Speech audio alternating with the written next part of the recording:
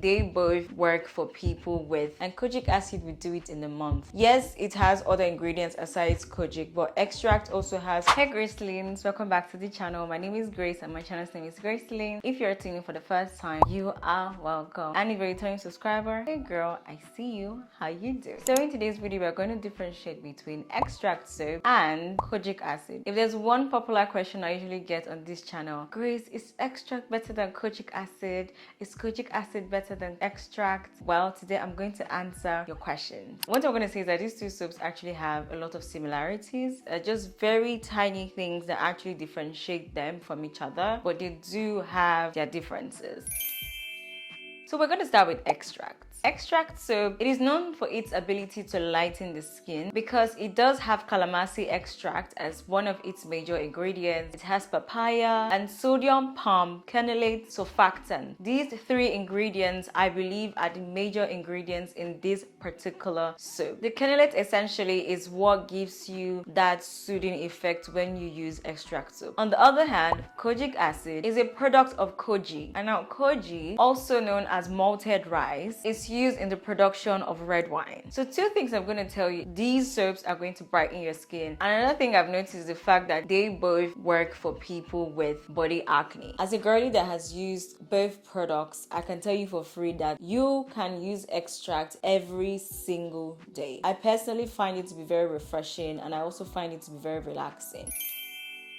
Kojic acid tends to be very drying on me, and so I wouldn't recommend it for somebody who is like myself that also has a dry skin from your neck down. You don't want to use something that is going to basically dry you out a lot more, especially if you also struggle with body acne and the likes of it. So in essence, extract can be used every day and kojic acid cannot be used every single day because it's going to dry out your skin. One alternative thing I usually do is that I use the Method body soap and essentially use the kojic acid 3 times a week and use my Method body soap every other day. I find this particular soap to be very relaxing, by the way. In terms of longevity of both products, I personally find the extract to be a lot more long-lasting compared to kojic. Another thing I'm going to say is that extract has a lot more ingredients compared to kojic acid soap. Yes, it has other ingredients aside kojic, but extract also has other naturally infused brightening things inside of it, like salicylic acid, papaya. These ingredients are going to really help revitalize your skin, give you that plumpness. So in general, extract has a lot more nutrients that can benefit your skin compared to kojic acid. So that being said, kojic acid is more effective in terms of taking off hyperpigmentation compared to extract. For whatever reason, I really love how fast and effective kojic acid is compared to extract. In terms of like longevity, I would say that extract will give you a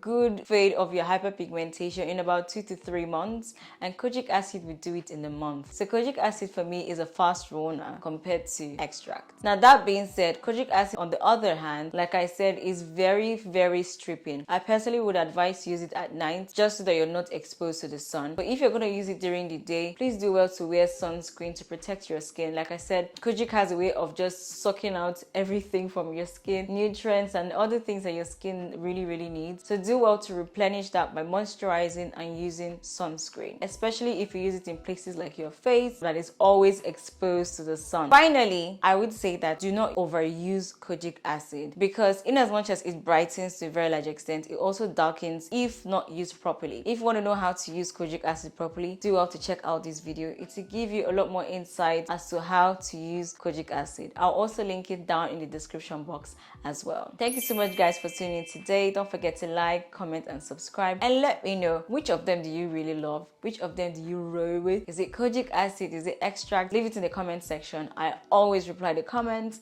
and I'll see you in my next one. Bye.